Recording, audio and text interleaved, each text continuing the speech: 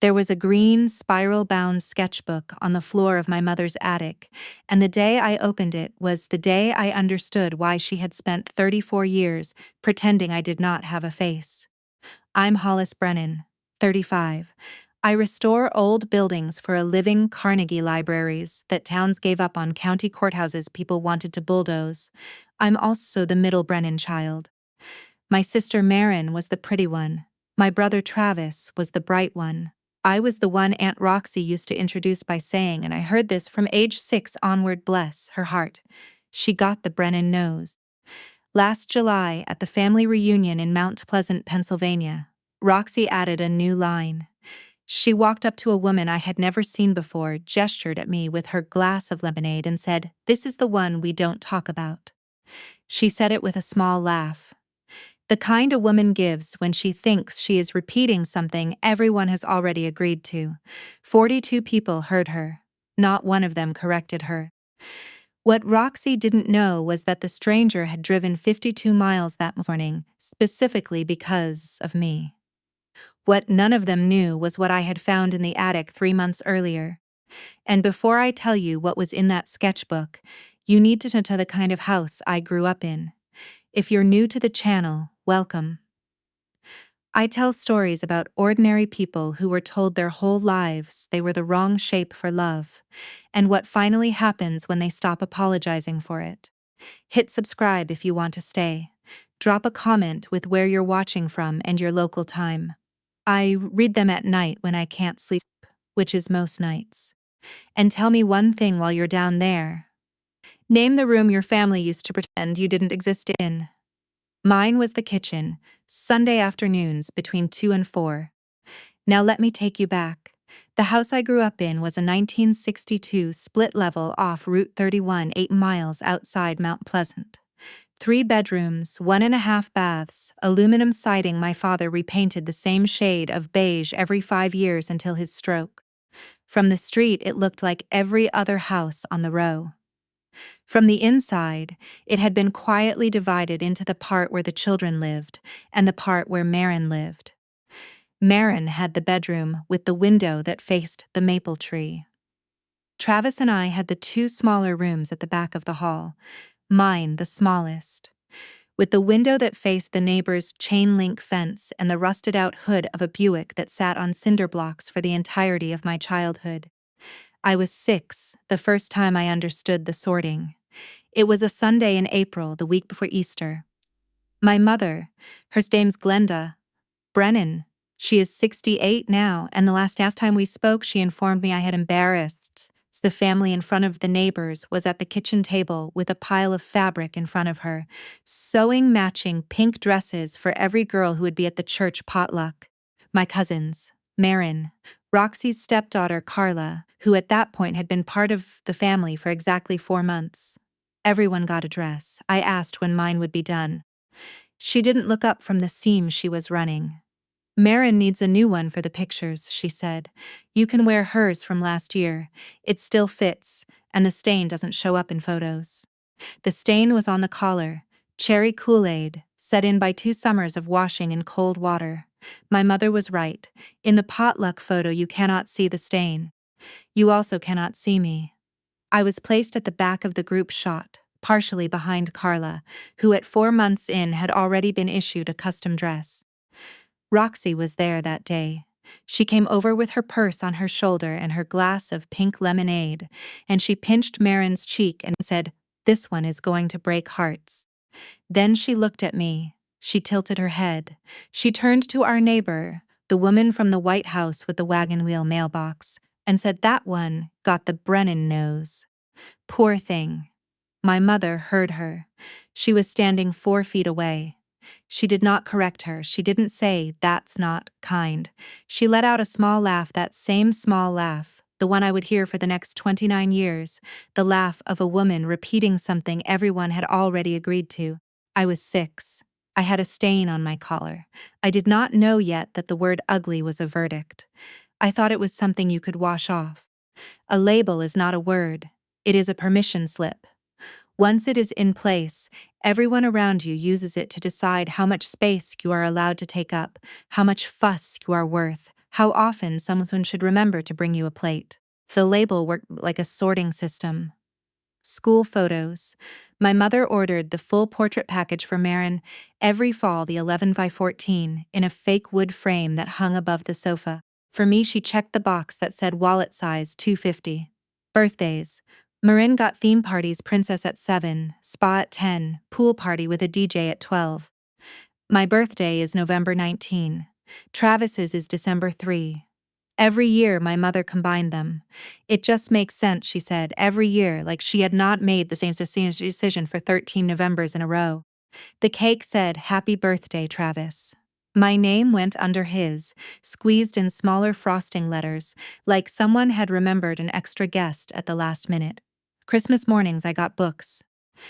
"You like reading, right?" my mother would say, not as a question, as an instruction. "Here is what you are. Here is what you get." I learned about it in therapy at 28. The therapist, a woman named Phyllis Hardwick, who had a beige office on Forbes Avenue in Pittsburgh, told me there is a term in family systems work called the identified patient, the scapegoat child, the one a dysfunctional family chooses, often unconsciously, to carry the family's discomfort with itself. Phyllis said the cruelest part wasn't usually the abuse, it was the consistency. A child can adapt to almost anything. What breaks them is the absolute reliability of being on the wrong side of love.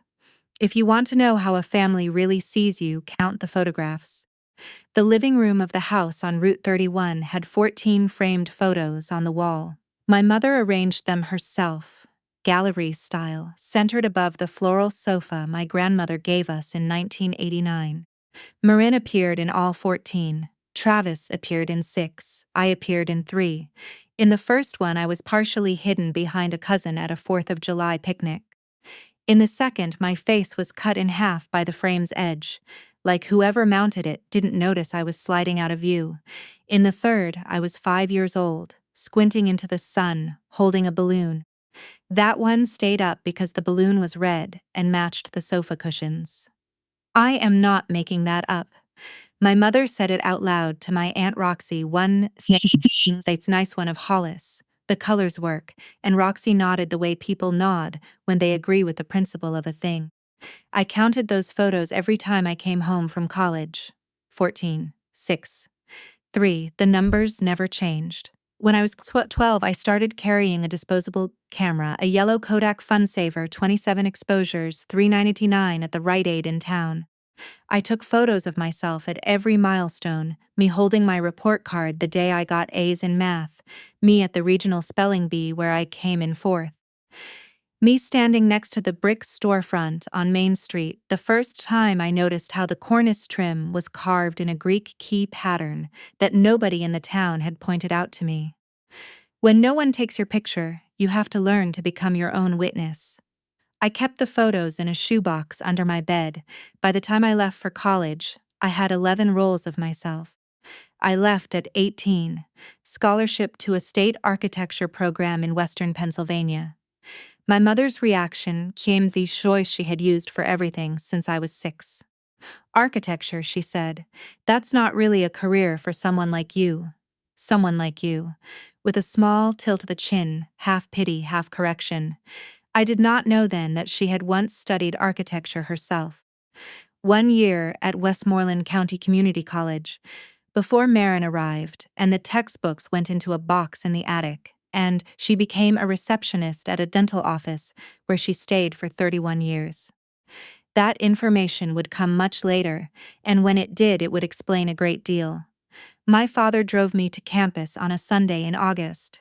3.5 hours on I-76, windows down because the air conditioning had been broken since 2003, the radio off. When he pulled up to the dorm and set my one suitcase on the curb, he said something I have carried for 17 years. "Build something they can't ignore." 6 words. The only directive he ever gave me. Then he got in the car and drove away, and I did not see him again until Thanksgiving. I built a career the way you restore an old building, one layer at a time. Foundation first. Junior year, I landed an unpaid internship at the State Historic Preservation Office in Harrisburg. I worked nights at a diner called Ronaldo's Eggs and Coffee from 6 to 2, then up at 7 for the office. The Preservation Office had a research library with files on every historic structure in Pennsylvania, and I read them all. I learned about the National Register of established in 1966 under the National Historic Preservation Act. I learned about the 20% federal historic tax credit, a tool from 1976 that has, by the National Park Service's own count, saved more than 49,000 buildings in this country. Most people think old buildings get torn down because nobody loved them. That isn't true. They get torn down because nobody knew the paperwork that could have saved them. My first real project came at 25. A 1908 Carnegie Library in a dying mill town called Allencrest, about 90 miles north of Mount Pleasant. Between 1883 and 1929, the steel magnate Andrew Carnegie funded the construction of 1,689 libraries across the country, on one condition: the town had to commit to running the library themselves. The idea was that a kid in a place like Allencrest could walk into a building made of stone, built deliberately to look more important than the bank, and find out the world was bigger than his block. By the time I got there, the roof had collapsed in a March ice storm, and the town council had already voted 6-1 to demolish it. I wrote a 32-page proposal arguing for restoration. They gave me 6 months and a budget that wouldn't have covered the demolition they had originally planned. I made it work, reclaimed lumber from a barn the next county over. Volunteer labor from the shop class at the regional high school. I slept in my car 3 nights because the nearest motel 4 miles away and I couldn't afford the gas. The library reopened on a Saturday in October. The town voted to name the new reading room after me. I was 26. By 28, I had my own 3-person firm, a structural engineer named Pete Vavrica, and a junior architect named Lori Stein. We specialized in the buildings other firms wouldn't take: courthouses, churches, post offices, the bones of small towns that everyone else had given up on. By 32, our restoration of the Marlow County Courthouse in West Virginia had won the State Preservation Award. Regional architecture journals wrote about us. Then a national one. My family did not know any of this. I had stopped telling them after the Thanksgiving when I was 31. I mentioned, between the green beans and the pumpkin pie, that the Washington Post had written about a building I helped save. My mother gasped, "That's nice, honey." Marin just closed on her 4-bedroom in Squirrel Hill.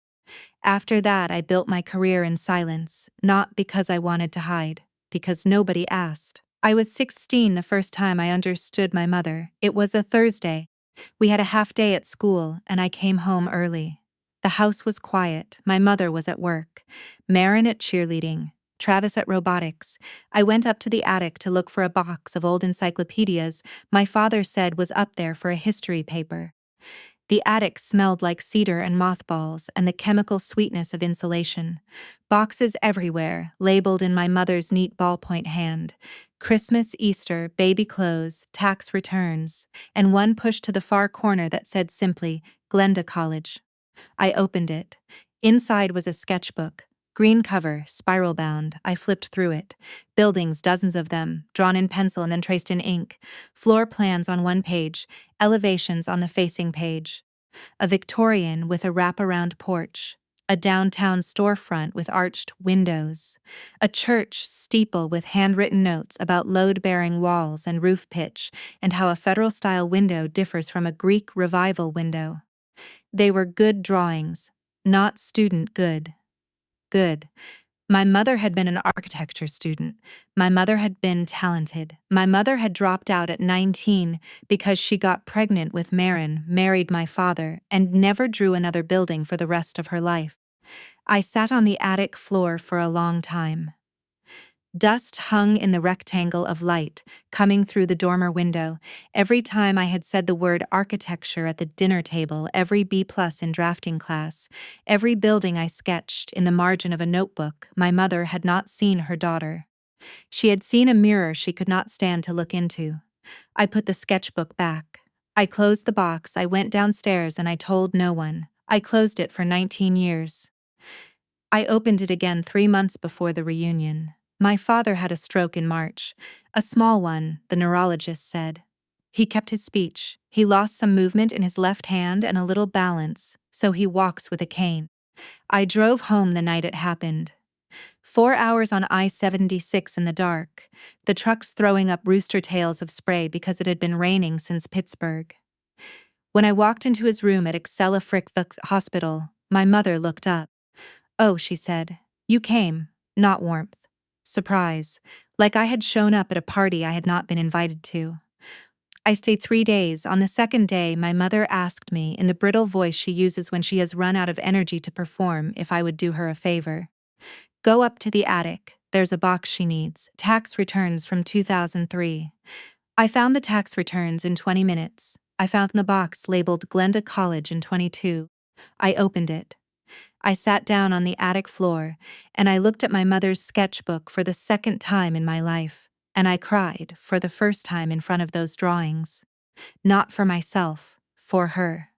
For the girl who had drawn a federal-style window in 1980 with such patient attention to the Muntins, and who had spent 45 years filing dental for insurance claims to make sure her daughter, the wrong daughter, couldn't keep the same dream. I took 2 photographs of the sketchbook with my phone. I put the box back. I closed the attic door behind me. I came back downstairs and gave my mother her 2003 returns. She didn't thank me. She had stopped thanking me for things around the time I turned 10. 6 weeks after my father came home from rehab, he called me on a Tuesday morning. He never called me. My mother called for both of them on the rare occasion they called at all. "Come home for the reunion," he said. "Please. It's in July. I have a magazine shoot that Monday. I know. Come anyway, there's something I need to give you." "What?" He was quiet for a long time. Then he said, not on the phone. I told him I would come.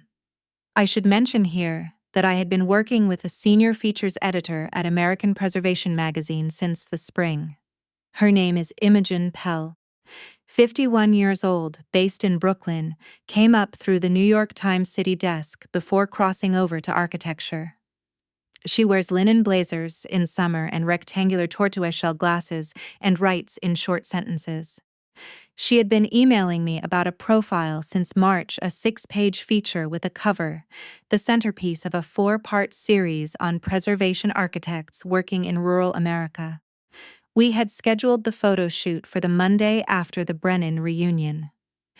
Imogen would fly into Pittsburgh that Sunday night, drive out to Mount Pleasant on Monday morning, photograph the restored train depot on Main Street, then drive on to the Allen Crest Library and the Marlowe Courthouse on Tuesday and Wednesday.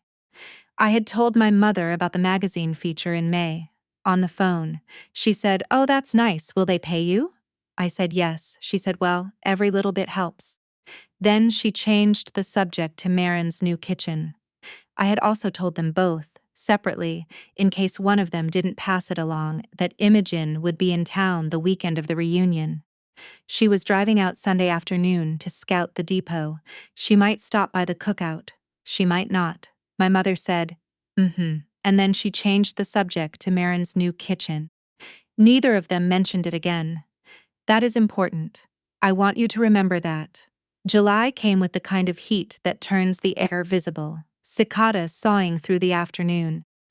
The smell of charcoal smoke and chlorine, drifting off the public pool a half-mile from my grandmother's house, where the reunion has been held every July for as long as I can remember. My grandmother, my father's mother, Eula Brennan, 91 when she passed, died 3 years ago. My mother inherited the house. She inherited the reunion with it. I had not attended in 2 years. This year I went for my father. I pulled into the gravel driveway at 11:47 on a Sunday morning. The yard was already full. Pickup trucks, minivans, 2 sedans with out-of-state plates.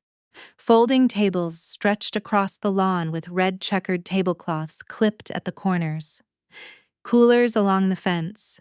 Smoke rising from a grill where my Uncle Dale's charcoal had been going since dawn.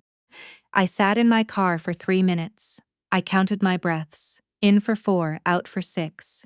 A technique I had learned from Phyllis Hardwick in the office on Forbes Avenue back when my insurance still covered her. Then I got out. The greetings told the story. Marin had arrived an hour earlier with her husband Marcus and their 2 children. Hugs, squeals. Marin, you look amazing. Where did you get that top? My mother was holding Marin's youngest on her hip and beaming the smile she reserves for people she likes. I walked in. Nods. Hey, Hollis. Oh, hi. Uncle Dale, leaning against the fence with a beer, called across the yard, good to see you, kid. He said it like he meant it. He's the only one who ever did. Roxy didn't look up from the potato salad. She was wearing a visor and talking to a cousin about somebody's divorce. My mother saw me, paused, and lifted her chin a 1/4 inch. Oh, Hollis, she said, you made it. I wasn't sure you were coming. She said it with a little lift of surprise. Performative. The voice of a woman welcoming a neighbor who had wandered in by mistake. I found my father in a lawn chair under the big oak at the edge of the yard, away from the noise. His cane was leaning against the armrest. A glass of ice water sat in the grass beside him. I sat in the empty chair next to his. He squeezed my hand with the one that still has full grip. We did not speak. Neither of us needed to. Near the entrance there was a folding table with pre-written name tags. Everyone had one. There was a blank tag and a black marker. I wrote my own. 42 people at that reunion. I was the only one who had to write her own name. My mother had arranged the seating at the main table herself. Placed cards in her neat cursive on folded cardstock. Glenda, Wallace, Marin, Marcus, Roxy, Dale. I walked the length of the table. I checked every card. My name was not there. It was not at the second table either. Or the third. I was expected to find a seat at the folding chairs by the garage, the overflow, where the children sat with ketchup on their fingers and their legs swinging. So I sat there. Between a 7-year-old named Bryson, who was building a tower out of barbecue chips, and a 10-year-old girl playing a game on her mother's phone. From the kids' table I could see the main table clearly. Marcus was telling a story about a vacation property they were thinking of buying on a lake in upstate New York, 3 bedrooms. Doc, under 400. My mother was nodding, leaning forward, invested. Marin was scrolling her phone, occasionally looking up to add a detail. My father was looking at the grass. A cousin I barely recognized came over to me. So what is it you do again? She said. Before I could answer, Roxy's voice carried the yard. She does something with old buildings, Roxy called from the dessert table. Fixing them up or something. She waved her hand vaguely. The same hand gesture she had once made in front of her own face at her own niece on a Sunday potluck in 1996. I'm a preservation architect, I said quietly. Right, the cousin said. Like on those home shows. Not exactly. My mother from the main table, not even turning around. Marin, tell everybody about the house in Squirrel Hill. I ate in silence. Potato salad, a hamburger slightly pink in the middle, lemonade with too much water in it. I watched the choreography I had been watching for 34 years. Same blocking, same script. After lunch, the relatives drifted into my grandmother's living room. Someone pulled out the photo album's 3 thick binders with leather covers and plastic sleeves that crackled when you turned the pages. Remember when became the chorus of the next hour. Remember when Marin won the junior Miss Pageant. Remember when Travis took the Science Fair. Remember when we all drove to Rehoboth Beach, and Marin wore that little sailor outfit. I stood in the doorway and watched. Page after page. I counted across 3 albums and roughly 200 photographs. I appeared in 4, behind a taller cousin at a Memorial Day barbecue. At the far edge of a group shot, my body angled away from the camera like I was already leaving, with somebody's thumb covering the lower half of my face. And one of me at 10 years old, standing behind a potted geranium in a hand-me-down dress, with nobody in the frame looking at me. No one noticed. No one flipped through 200 photographs and said, "Where's Hollis?" Roxy traced a finger over a pageant shot. "Marin was such a beautiful child," she said. My mother agreed, she really was. I reached into the album, carefully, so no one saw. I slid the photograph of me at 10, the one behind the geranium, out of its plastic sleeve. I put it in my back pocket. I needed air or quiet, or both. I slipped down the hallway to my grandmother's old study, the one my mother had converted to storage after Eula died. Boxes on the desk, winter coats hanging from the curtain rod, a sewing machine going gray under a thin film of dust. On the shelf above the desk, I saw a banker's box labeled in my father's handwriting, "Family to sort." I pulled it down. It was heavy. Inside were decades of loose photographs, holiday cards, church bulletins, and a few yellowed envelopes. I wasn't looking for anything in particular. I was hiding. But what I found stopped me. A stack of photographs from my college graduation, 12 years old, slightly faded, printed on glossy 4x6 paper. There were 15 of them. My mother took one photo at my graduation. I knew because I had counted. But my father had taken 15, different angles. Me walking across the stage, me holding the diploma, me standing in the sun with the cap tilted, squinting, grinning. Me with Brigitte, our arms around each other.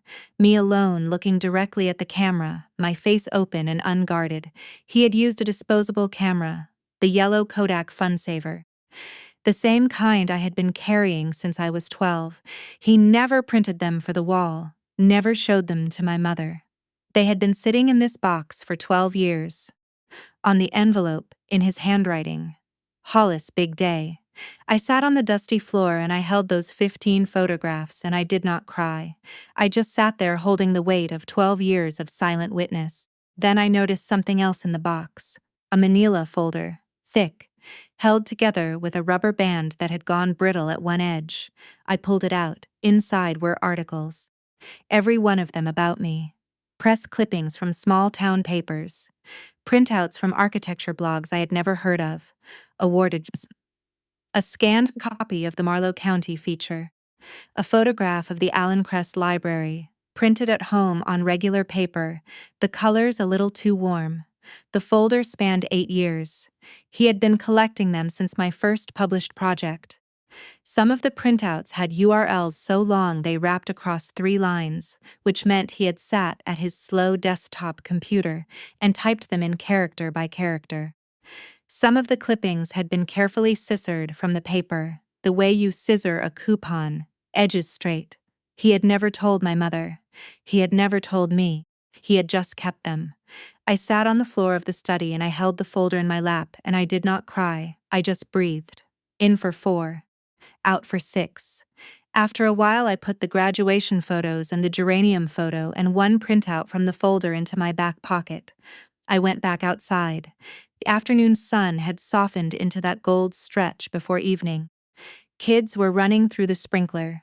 The grill was cooling. Somebody had put a Bluetooth speaker on the picnic table, playing country music a little too loud. A car I didn't recognize pulled into the driveway. A silver sedan with New York plates. The drugstore opened and a woman stepped out. About 50, lean linen blazer over a white shirt, dark slacks, a leather portfolio bag. It was Imogen Pell. She had driven up from Pittsburgh that morning, intending to scout the train depot and grab dinner before her hotel check-in. She had remembered I had mentioned a family thing this weekend and decided, on impulse, to drop off the layout proofs in person rather than email them. She spotted me near the oak tree and walked over. "Hollis," she said, "you actually came. I told you I was going to be here, you did." She glanced around the yard. "I wanted to see the depot, but I also brought the layout proofs for the feature.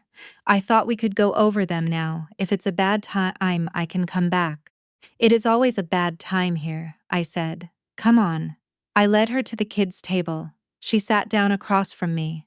She opened her portfolio and spread out printed photographs of my completed projects on the red checkered cloth.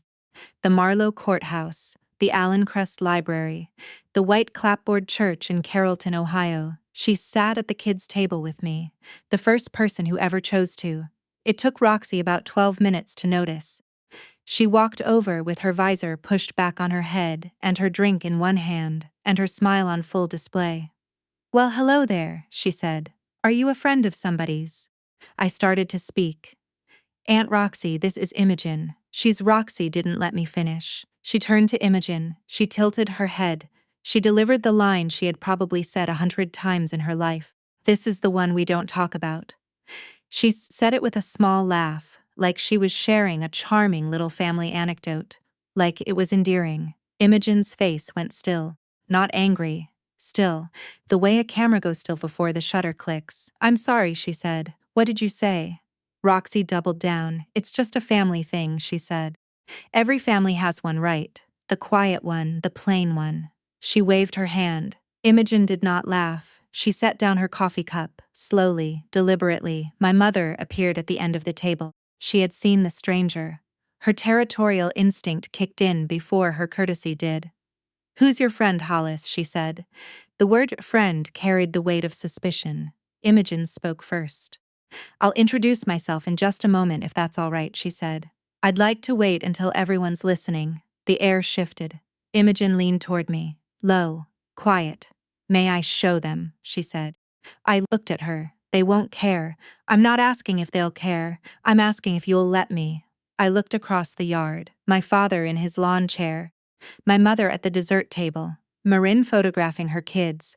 Roxy circling, performing. 34 years. I nodded once. Imogen stood up. She smoothed her blazer. She picked up her portfolio. She walked to the main table with the calm of somebody who has addressed rooms full of strangers for a living. "Excuse me," she said. Not loud, not theatrical, just clear enough that the people at the main table turned. "I know this is a family gathering and I apologize for intruding, but may I have everyone's attention for 1 minute?" The yard went quiet in layers, the main table first, then the second, then the kids, by the sprinkler. Someone turned down the Bluetooth speaker. 42 people turned their faces toward a woman they did not know. My mother's smile froze. Roxy set down her drink. Imogen reached into her blazer pocket and pulled out a business card. She held it to 2 fingers and handed it to my mother. "My name is Imogen Pell," she said. "I'm the senior features editor at American Preservation magazine." A pause. My mother looked at the card, turned it over, looked back up. "I drove up from Pittsburgh this morning," Imogen said. "Not for this. I'm in town on assignment." And then she said the 7 words that rewrote 34 years of labels. "I'm here because of her." She pointed at me. Not dramatic, a simple extension of the arm. The way you identify a person in a lineup. Factual. Certain. The yard went silent, the kind of silence where you can hear ice shifting in a cooler 20 feet away. Imogen opened her laptop on the main table. She pulled up the magazine's editorial archive. She turned the screen so the people at the main table could see and handed her phone, open to the cover proof, to the cousin standing nearest. "Would you mind passing this around?" The cousin passed it. "This building," Imogen said, pointing to a photograph of the outhouse on her laptop screen, "was scheduled for demolition 3 years ago. Your daughter saved it. Her restoration won the West Virginia State Preservation Award. The Allen Crest Library was her first major project. She was 25. The town voted to name the new reading room after her. The church in Carrollton, Ohio, the congregation, wrote us 63 letters asking us to feature the architect who saved their church." She closed the laptop. She looked at my mother, then at Roxy, then at the rest of the family, table by table, face by face. "Hollis Brennan is one of the most important preservation architects working in rural America today," Imogen said. "She has saved 11 buildings across 4 states. Her profile will be the cover story of our October issue." She paused. "And she's your family. I assumed you knew." The politest devastation I have ever witnessed. 5 words. I assumed you knew. Delivered without judgment, without malice. Just pure professional clarity. Roxy Ensign Zaunig, her mouth opened. Nothing came out. My mother recovered first. Instinct. 34 years of controlling the family narrative had built a reflex that fired faster than honesty. "Well, of course we knew," she said.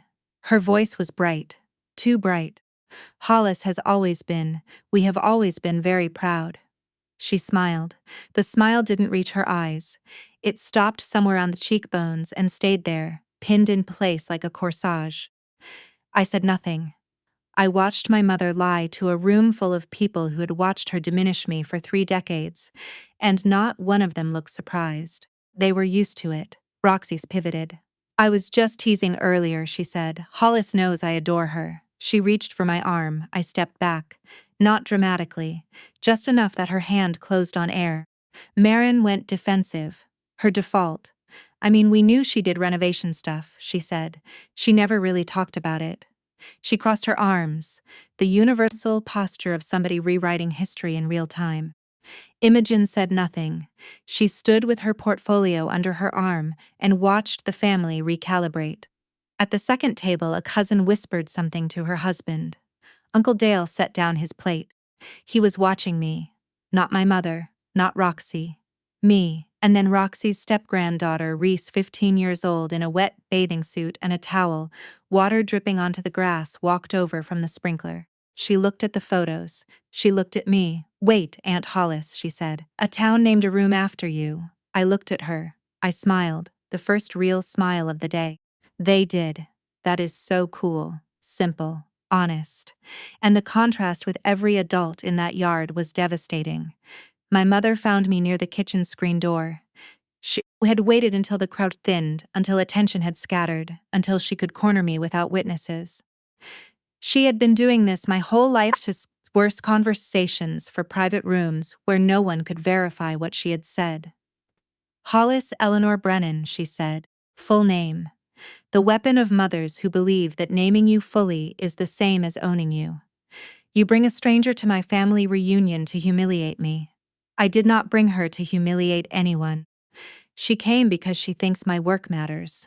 Your work, she said, twice, as if repetition to drain the word of meaning. Your work. Do you know what I gave up so you could go to that school? I sacrificed everything for this family. You sacrificed your architecture program when you got pregnant with Marin, I said. I know. I found your sketchbook. The color left her face. Not slowly, all at once. Like somebody had pulled a drain plug. She stared at me. Her mouth moved, but no sound came out for 3 full seconds. That is none of your business, she said. You're talented, Mom. You're really talented. I kept my voice even. But that's not my fault. She could not respond to that. There was no script for it. My mother turned. She walked to the bathroom. I heard the lock click. The woman who had spent 34 years making me invisible had just made herself disappear. I want to say something here. There is a concept in family systems therapy called narcissistic injury. It is what happens when a parent who has unresolved grief about their own life cannot tolerate watching their child have the thing they didn't get. They don't sabotage the child out of strategy. They do it out of pain, the unbearable mirror. If you grew up with a Glenda, what you need to know is this: their inability to see you was never a verdict on your worth. It was a verdict on theirs. Marin found me on the back porch 10 minutes later. She was standing in the doorway with her arms crossed, backlit by the kitchen fluorescents. You know, she said, you could have just told us about your projects. I did, Marin. Thanksgiving 2 years ago. You called it a hobby. She blinked. The memory was in there somewhere, buried under 2 years of quartz countertops and vacation homes, and the comfortable assumption that she was the important one. I didn't know it was this big. That's the point, Marin. You didn't ask. She shifted her weight. Look, we're sisters. Can we not do this right now? Everybody is watching. Everybody has been watching my entire life. That's the problem. Her eyes went wet, not from guilt, from embarrassment. She had spent 36 years believing she was the center of the family story, and she wasn't crying because she was sorry. She was crying because her position had been challenged in front of 40 people. Why do you always have to make everything about you? She said. I let the sentence hang. Let her hear what she had just said to the sister who had spent 3 decades being nobody. You had 36 years of everything being about you, I said. I am having one afternoon. She stared at me, opened her mouth, closed it. turned, walked back inside. Roxy made her attempt 20 minutes later. Not with me, with Imogen. She walked up to Imogen near the dessert table with her hostess smile reloaded. "So Miss Pell," she said. "What a lovely surprise. You know, I've always told Hollis she was special. She's very talented." Imogen was holding a plate with the sliced seeds of peach pie she had not touched. She looked at Roxy the way an editor looks at a manuscript that is not ready for publication. "Did you?" Imogen said. "Because about 20 minutes ago you introduced her as the one you don't talk about." The sentence landed like a glass breaking in a quiet room. Roxy's face went red, starting at the neck. I was joking. It's an inside joke." "Inside jokes usually make everyone laugh," Imogen said. From across the yard, Uncle Dale's voice. "Quiet, final, Roxy. Sit down." The first time in 40 years of marriage that Dale had ever told Roxy what to do in public. She stared at him. He did not look away. She sat. "I found my father where I had left him, under the oak, his cane against his chair. The ice in his glass had melted to clear water. He had been watching the whole thing. I pulled a chair next to him. I took his hand, the one with the slight curl. I found the photos, Dad," I said. "In the study. From my graduation." His chin trembled. He looked at the oak branches overhead. He looked back at me. 15 photos, I said. "You took 15. 3 seconds of silence. Then, in a voice I had to lean close to hear, should have been more. I reached into my back pocket. I pulled out one of the graduation photos, the one of me at 22, beaming, holding my diploma. "And the folder, Dad," I said. "The clippings, 8 years." He squeezed my hand. The curl in his fingers tightened. His eyes were wet. "I should have said something," he said. His voice caught. "Should have fought harder for you." "You kept the receipts, Dad." I put the photograph in his hand.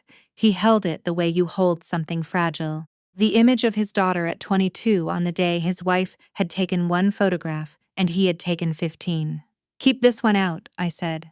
"Not in a box." "Out." He nodded, slow, full of every word he had never said. My mother came across the yard then like weather. The set of the jaw, the locked elbows, the way her shoes hit the grass in hard, even strides. "After everything I have done for this family," she said, "after everything I sacrificed, this is how you repay me." "I'm not repaying anything, Mom. I'm leaving." My voice had not risen. Not once. She was the one shaking. She was the one shouting. I was standing still. The October issue came out 3 months later. My face was on the cover, photographed in front of the Marlclough courthouse, arms at my sides, looking straight into the camera the way my father once told me to stand. Steady, present, accounted for. My father framed it. He hung it on the living room wall next to Marin's high school graduation portrait. My mother did not take it down. She did not acknowledge it either. It hung there. A quiet fact in a house that had spent decades avoiding facts about me. My mother got hunt one time after the magazine came out. Not to apologize. To inform me in the brittle voice she uses when she has been thinking about something for weeks, that the article had made the family look very poor in front of the neighbors, and that I should have given her the courtesy of warning her before I let a stranger publish such personal things about us. I listened to the whole speech. When she was done, I said, "Mom, the article was about 13 buildings. Nothing in it was about you." She hung up. That is how it ended between us. Not with reconciliation, with a hang-up, with the woman who had spent 35 years labeling me cutting the line, because I had finally said one true sentence she could not absorb. People want family stories to end with everybody hugging. I'm telling you the version that's true. Some mothers will not say they were wrong. They will go to the grave with the script they invented at 30 and never revised. The peace you are looking for if you grew up with a Glenda will not come from her. You have to build it somewhere else. Marin texted me once. Saw the magazine. "Congratulations," I replied. "Thank you. Nothing more." Roxy never spoke to me again. Some silences are a gift. Uncle Dale wrote me a letter, handwritten on lined paper from a legal pad. It said, "Should have said something years ago, sorry doesn't cover it, but it's all I have." I folded it. I put it in my desk's drawer. Reese Decran woman who said that is so cool texted me a week after the magazine came out and asked if she could see one of the buildings sometime. I drove her up to the Allen Crest Library on a Saturday in November. I gave her the tour myself. She asked 7 questions in a row about how restoration funding works. I bought her a chai latte at a coffee shop on Main Street. She told me she thought she might want to be an architect. She is the one I think about, sometimes when I am writing grant proposals. On a Thursday morning in late October, I drove out to a 1948 gas station on Route 30, about 50 miles east of Mount Pleasant, that has been sitting boarded up since 2009. Mid-century Texas Art Deco trim, a cantilevered canopy with 12 original glass blocks still intact at the back. I had spotted it from the highway in July, the day I drove home from the reunion. I walked the lot, I measured the canopy. I photographed the glass blocks. The light was that low gold October has. There was nobody around. A single crow on the canopy. I took out a yellow Kodak Funsaver. I held it at arm's length and I took a picture of myself standing next to the boarded-up door in jeans and steel toes and the canvas barn jacket my father wore from 1989 to 1996 before it stopped fitting him. The shoebox under my bed has gotten bigger. I had to upgrade to a banker's box. Inside photographs of myself I have taken at every milestone since I was 12, plus the magazine cover, plus the geranium photo from when I was 10, plus the gas station photo from this October. I put them next to each other sometimes, the girl behind the plant and the woman on the cover. Same face, same nose. The Brennan nose. I was never the ugly one. I was just in the wrong room. You cannot restore a family that does not want to be fixed, but you can build a life that does not need their approval to stand. Every building I have ever saved started the same way. Somebody looked at it and said it was worthless. Then somebody else looked closer, saw the bones, and decided to try. If you have ever sat at the kids' table while your family pretended you didn't exist, I see you. That invisible feeling, it does not mean you are invisible. It means they stopped looking. The job is not to make them look again. The job is to stop waiting. If this story sounded familiar to anybody you know, share it with them. Drop a comment about the room your family used to put you in, and the person who finally walked into that room and chose to sit down. Hit subscribe if you haven't already. Next week's story is about a woman who got disinherited the morning of her grandmother's funeral, and the 11-line letter her grandfather had written in 1987 that nobody knew existed. One thing before I let you go. The psychological dynamic I just described, the scapegoat child in a family system, the parent who cannot tolerate watching their child have the life they did not get, is not something I made up. It is decades of clinical work. Dr. Lindsay C. Gibson's book, Adult Children of Emotionally Imaged Parents, published in 2015 by New Harbinger, is the resource that helped me the most. If anything in this story made you think about your own family, please do not act on what you heard in a YouTube comment section. Sit down with a licensed therapist who works with family of origin issues. If money is the barrier, the SAMHSA National Helpline at 1-800-662-4357 is free, confidential, available 24 hours a day in English and Spanish. They can refer you to low-cost options in your area. I am not a therapist. I am someone who spent 34 years being told she had the wrong face and then found out at 35 that the face had been fine the entire time. If your family has a label for you, take one photograph of yourself this week. Just one. The yellow Kodak still costs $6 at the drugstore. Put it somewhere you can see it. That is how you start.